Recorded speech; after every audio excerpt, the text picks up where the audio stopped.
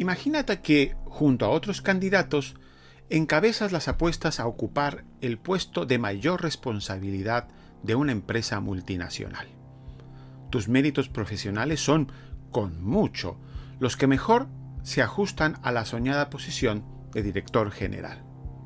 Todos, absolutamente todos, dan por hecho el nombramiento. Porque además eres muy bien visto por los dueños de la empresa. Y si han pasado por el proceso de selección, fue más por un formalismo estético que mantuviera una imagen pulcra para tu futuro nombramiento. Tú, como era de esperar, no caminas por las calles, flotas por los cielos, te sientes absolutamente realizado. Y lo único que esperas es que llegue por fin el mensaje oficial que certifique el arranque de tu gestión, que todos auguran será histórica.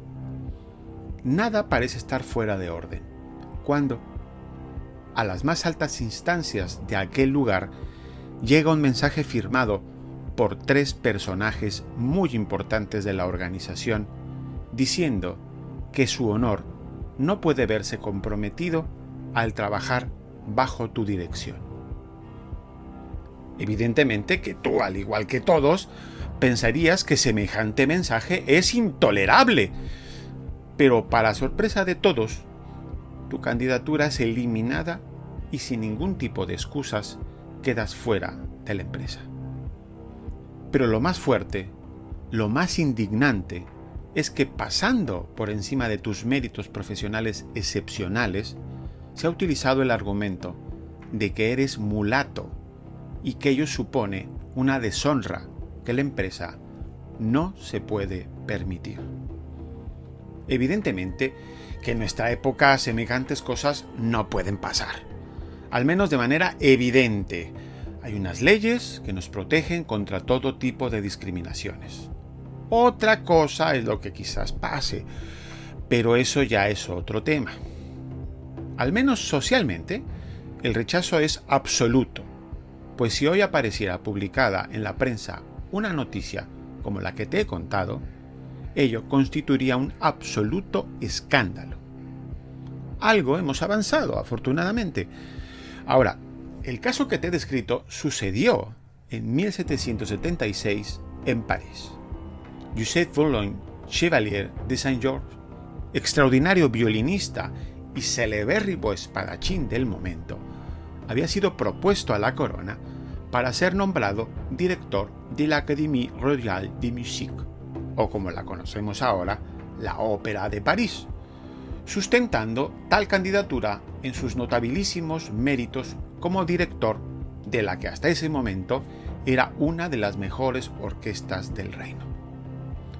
Cuando todos esperaban el nombramiento del Chevalier, 2 divas de la ópera y una bailarina, desesperadas, dirigieron una lacónica carta a la reina Marie Antoinette, diciendo que, entre otras cosas, les era imposible trabajar bajo el mando de un mulato, sin que su honra y su honor se vieran comprometidos.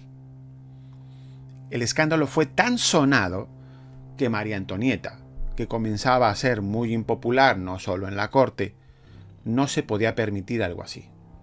Con lo cual, apartó al Chevalier de su candidatura, nombrando a otro para el puesto de la ópera. Pero lo que tú ahora te estarás preguntando es ¿cómo es posible que un músico mulato llegara tan lejos en la Francia de la segunda mitad del siglo XVIII? Pues eso, precisamente eso es de lo que vamos a hablar en estas notas con música.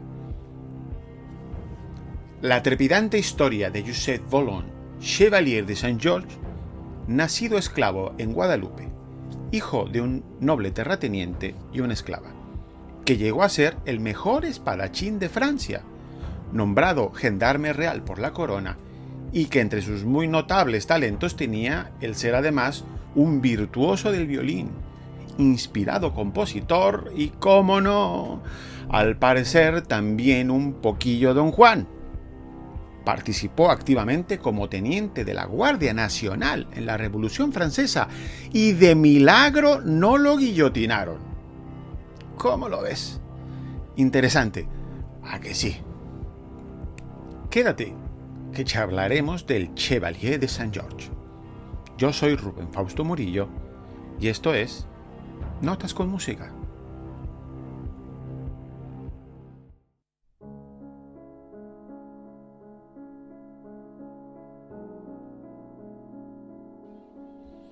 ¿Qué tal, amigos de Notas con Música? Pues de nuevo en este espacio, en este podcast que hacemos con tantísima ilusión para todos vosotros. El día de hoy con un tema, con un personaje verdaderamente fantástico. Me refiero al Chevalier de Saint George. Su nombre de pila realmente es Joseph Vallon de Saint George, que nació en 1745 en el archipiélago de Guadalupe, que está ubicado en las Antillas, en el Mar Caribe. Es un personaje verdaderamente atractivo de estudiar y de profundizar en su obra, en su vida, porque además tuvo una vida, no es extraño el término, no es incorrecto hablar de trepidante. Él, en concreto, nace, repito, en las Antillas, en una plantación que era propiedad de su padre, George de Vallon de Saint George, que era un colono de origen protestante, en concreto de origen holandés, y que, bueno, al parecer había tenido, estando ya casado y con hijos, pues tuvo amores, y esto es importante destacarlo. Parece ser que tuvo amores con la madre del Chevalier. Se le conoce habitualmente a la madre del Chevalier como Nanon, es un diminutivo afectuoso.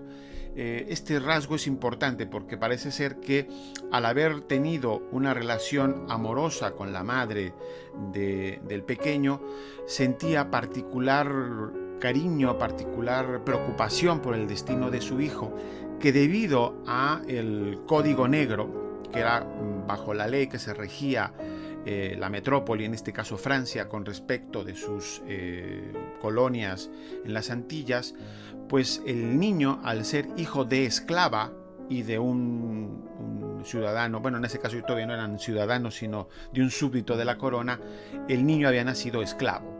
De acuerdo a este código negro, si hubiese sido al revés, cosas que parece ser sucedieron, si el padre era negro y la madre era francesa, entonces el niño nacía libre.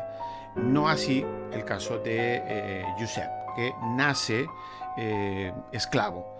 Al parecer es llevado por su padre en 1753 a Francia, cuando tiene aproximadamente unos 8 años. Y gracias a un edicto de Luis X, en el mismo momento en que llega a Francia, él deja de ser un esclavo. Porque en Francia estaba prohibida la esclavitud en el territorio que hoy conocemos como Francia, no así en sus colonias. Ahí la cuestión era diferente.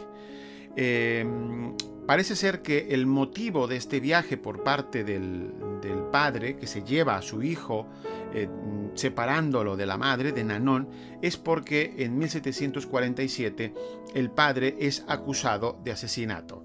Hay un lío importante y él tiene que salir de Guadalupe porque es acusado de asesinato y es condenado a muerte.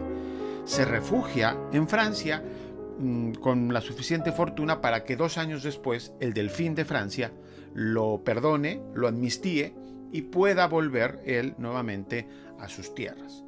Es muy importante también destacar que esta relación pues privilegiada que tenía George de Vallon, el padre, con su hijo mulato, era pues realmente destacable porque había mucho cariño, había mucha preocupación del padre de cuál iba a ser el destino de su hijo, porque además empezó a detectar en él sinceros y francos atisbos de un talento inusitado para la música, pero también en general pues era un niño vivaz, un niño inteligente, un niño que merecía una educación que por su condición de esclavo en Guadalupe pues no podía obtener. Su hija mayor, la hermana de Joseph Vauleon, del Chevalier, de nombre Isabel, bueno, inclusive al ser ella francesa y después la familia fue ennoblecida unos años después, pues inclusive llegó a marquesa de Clairefontaine, o sea, estamos hablando de palabras mayores. Con lo cual, al final, el padre del Chevalier decide dejar al chico en Francia y lo inscribe en una escuela muy exclusiva, una escuela muy especial en la Francia del momento, dirigida por Nicolas Tertier de Lavoisier. Es un personaje también fantástico. Estos personajes muy de la época, en el caso de Lavoisier, era un maestro de armas, un hombre de letras y, por ejemplo, fue el inventor de la máscara de esgrima que vemos en los combates, por ejemplo, en las Olimpiadas. Pues esa máscara la inventó el maestro de nuestro personaje. Ahí en esa escuela los jóvenes aristócratas, como no, recibían una educación primorosa. Ahí se les daba no solo una educación formal como la entendemos ahora, sino que tenían una marcada inclinación por lo que ahora entendemos como el deporte, que en ese momento no se consideraba como un deporte, sino se le veía más bien como una especie de arte, porque se les hacía correr, recibían lecciones de danza, de equitación, de patinaje, de natación, evidentemente de todas las materias que formaban todavía el trivium y el quadrivium. Al final, nuestro querido personaje, Joseph Vauleon, recibió una formación propia de un caballero de alta categoría de la Francia del siglo XVIII. Como podréis suponer, fue muy discriminado, fue vapuleado por sus compañeros, pero ahí se reveló como un enorme y un provechosísimo alumno de su maestro. Nicolas Tessier de Lavoisier reconoció en Joseph a un chico particularmente dotado para la esgrima, al punto que con 14 años, sí, escuchó usted bien, con 14 años, y debido a sus enormes méritos, es admitido en uno de los cuerpos más exclusivos de la casa militar del rey. Es nombrado gendarme de la Guardia Real, o sea, va a pasar a servir directamente a la familia real. Esto estaba reservado solamente para las familias nobles, pero como ya le había mencionado antes, su padre George había sido ennoblecido por sus trabajos a la corona. Esto benefició directamente a Joseph, porque George había reconocido como hijo legítimo a Joseph Vauleon. Pues una vez empezado este camino y una vez empezado esta singladura, empieza a generar una serie de relaciones y empieza también, evidentemente, a generar una fama de ser un brillantísimo espadachín, y créame que se aprovechó bastante de esa cualidad, porque esto le permitió entrar a todos los salones de alta alcurnia de la Francia del momento. En 1779 se registra una agresión por parte de 3 o 4 embosados que aparecen, al parecer, en París, mientras Joseph vuelve de una fiesta acompañado de un amigo, y esto aparece publicado en varias páginas de periódicos que refieren que el aguerrido mulato se defendió, evidentemente ayudado por su amigo, de 4 o 5 espadachines que fueron reducidos inmediatamente. Este incidente lo que hace es aumentar su renombre como un encumbradísimo espadachín. Parece ser que ya para esos años, estoy hablando de 1779, si consideramos que él nació en 1745, ya es un jovencito, parece ser que había tenido amores con una casada y que el marido ofendido había intentado eliminar a Joseph. Y aquí es donde vamos a entrar a la parte musical, porque yo hasta ahora le he estado narrando pues la vida de un joven que, pese a su origen había tenido una vida bastante confortable, si bien es cierto, sí, con momentos de pues amargos en el sentido de la discriminación que seguramente tuvo que sufrir, sobre todo en su educación. Pero aparece la música. En su formación en el colegio de Lavoisier recibe también clases de música y ahí se revela como un absoluto virtuoso. Después recibió clases particulares y entra en contacto con un músico importante. Para nosotros ahora pues es un compositor lamentablemente desconocido.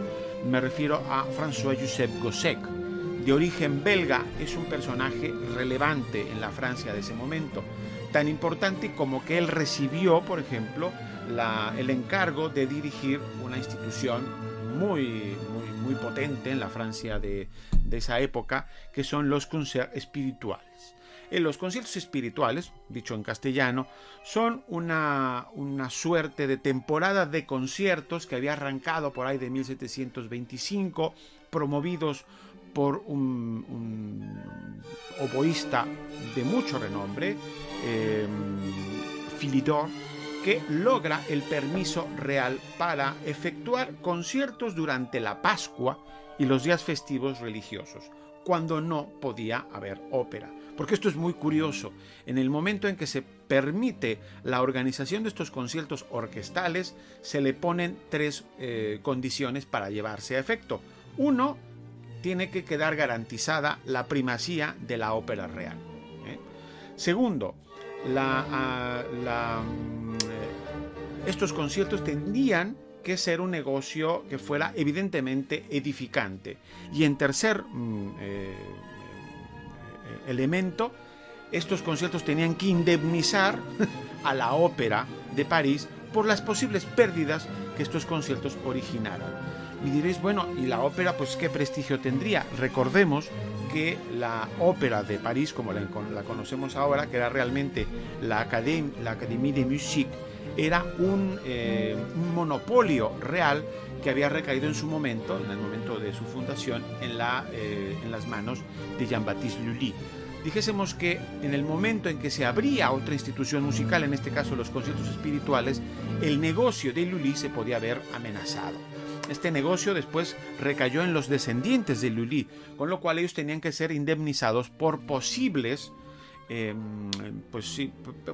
pérdidas en sus ganancias. Bueno, pues esta institución había sido realmente muy importante organizando estrenos de música orquestal, encargos a compositores tan relevantes como Haydn, por ejemplo. Pues dentro de esta orquesta aparece como concertino nuestro personaje.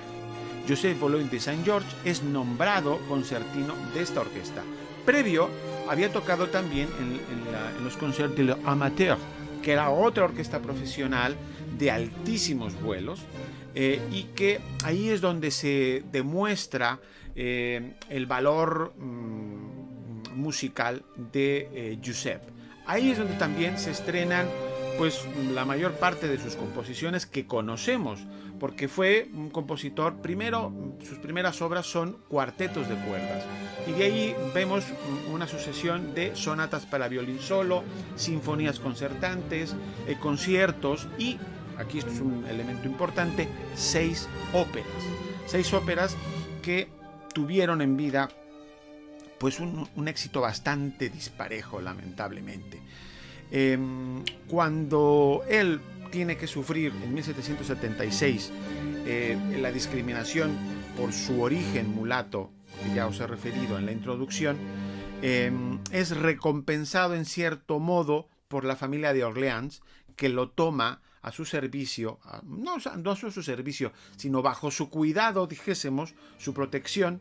Pensemos que la familia de Orleans, comandada evidentemente por Luis Felipe I, duque de Orleans, pues es una familia muy poderosa, son primos directos de la familia real, del rey en concreto. Y ahí, al amparo de la Sociedad Olímpica, que era como se le llamaba, que dependía directamente de la logia del Gran Oriente de Francia, sí, una logia masónica, de la cual era gran maestre Felipe de Orleans, el que años después fue llamado Felipe Igualdad, el hijo de Luis Felipe I, el duque de Orleans. Como vemos, el mundo en el que se mueve Giuseppe es un ambiente selecto a nivel intelectual, a nivel social, evidentemente, y ahí es donde él se desenvuelve con absoluta soltura, es donde empieza a generar, y continúa teniendo una serie de conexiones, que es lo que origina que en el 76, en 1776, se ha propuesto como el posible candidato a dirigir la Ópera de París. Las tres personas que mencioné en la introducción que escriben a la reina María Antonieta son las sopranos Sophie Arnould y Rosalie Levasseur, que escriben textualmente esto. Dicen: declaran a su majestad que su honor y la delicadeza de su conciencia jamás les permitirá someterse a las órdenes de un mulato. Esto, pues hombre, es un despropósito absoluto, y bueno, el resultado es el que ya también les he mencionado. María Antonieta, que no estaba pasando precisamente por sus mejores momentos, aparta al Chevalier de la candidatura y él recibe un poco el premio de consolación al ser protegido sobre todo por la esposa del duque de Orleans, en este caso por Madame de Montesson, que fue una de las grandes promotoras de artistas e intelectuales del momento. En la biografía de Joseph Vauloin destaca también mucho dos viajes que realizó a Londres, donde fue y donde dio grandes muestras y se mostró como uno de los grandes espadachines de Europa. Hay muchas notas de prensa, hay retratos de los duelos que tuvo que enfrentar, donde en un 90% salió siempre victorioso. En fin, pues en el segundo de estos viajes lo realizó con Felipe de Orleans, que había sido, pues sí, engañado por su primo, el rey Luis XVI, para sacarlo de Francia. Pensad que, como ya os lo había dicho, Felipe de Orleans, que en épocas revolucionarias se hizo llamar Felipe Igualdad, masón, había iniciado ya un proceso de alejamiento de su familia, de la familia real, dijésemos, y había ido incentivando los movimientos revolucionarios. Para 1789, cuando estalla la revolución, nos encontramos que Joseph Vauloin está en Londres, que Felipe, amigo de él, se marcha de Londres, vuelve a Francia, y Joseph todavía se mantiene durante unos meses en Londres pensando acerca de qué va a hacer. Finalmente decide volver a la ciudad de Lille y ahí entra a formar parte de la Guardia Nacional e inclusive llega al grado de coronel, que esto no es cosa pequeña, no solo por sus habilidades como espadachín, sino sobre todo por su gran inteligencia como estratega, al punto de que él logra defender varias veces de asedio a la ciudad de Lille, y esto le garantiza, por ejemplo, la formación de lo que fue, de hecho, la primera legión de soldados negros en Europa, la llamada Legión Franca de los Americanos y del Sur. Dentro de sus oficiales, o uno de sus oficiales, fíjense bien, se llamaba Alexandre Dumas, futuro general de la Revolución y que fue el padre del escritor que todo mundo conoce. De hecho, el padre de nuestro escritor refirió muchas veces las hazañas y el valor con que Joseph Vauloin se desempeñaba al frente de sus hombres. Lamentablemente, en abril de 1793 es arrestado en Chantilly, conducido al castillo de Chantilly, y es liberado casi un año después, en 1794, una vez que cae el terror. Casi de milagro se salvó de ser guillotinado, porque parece ser que había sido condenado a la muerte. La revolución, como diríamos en México, no le hizo justicia, porque una vez que sale no puede recobrar sus puestos, no recobra el mando de sus hombres, y parece ser, las biografías hablan de que quizás se trasladó a Santo Domingo. Es un periodo muy oscuro en la vida de Joseph Vauloin. Se especula acerca de que entre 1795 y 1798 estuvo en Santo Domingo, que participó de levantamientos. En fin, esto no queda del todo muy claro. Lo que sí sabemos es que ya para 1799 vive en París, muere ahí en París con 54 años y es reflejado en la prensa del momento, que lo narra con obituarios lamentándose de la pérdida de un personaje tan célebre.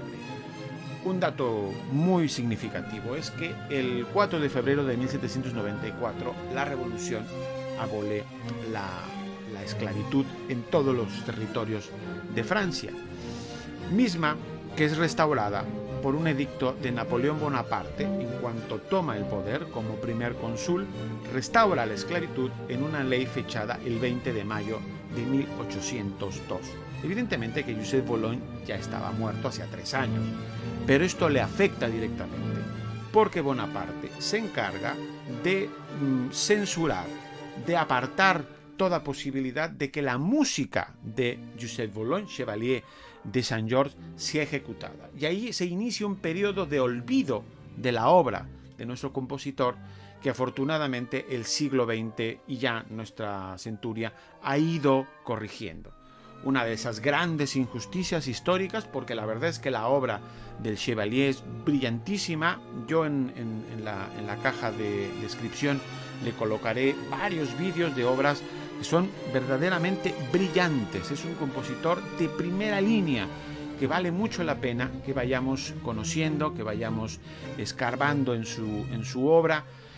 Lo que he intentado es darle una somerísima muestra, una descripción de la vida de este personaje que pertenece a su época, es un hijo de su época, es un hombre que recibió afortunadamente por el amor de su padre una educación privilegiada, que supo aprovechar la oportunidad, que después se vio envuelto en la inestabilidad de una revolución, como la Revolución Francesa, que supo cabalgar en una época también muy peligrosa y que al parecer tuvo una muerte bastante afable, por lo que se describe en los obituarios que ya le mencioné.